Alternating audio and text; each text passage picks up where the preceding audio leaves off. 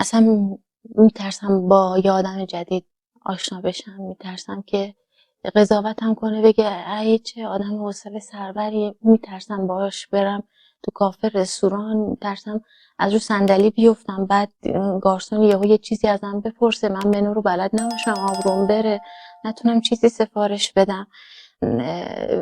مهمونی اینا هم میترسم برم، میترسم که بگن که مثلا این لباسه بهش نمیاد، لباسه چقدر چاقش کرده.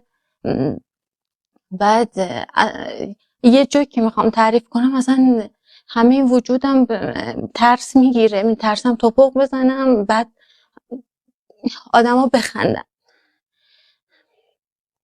بعد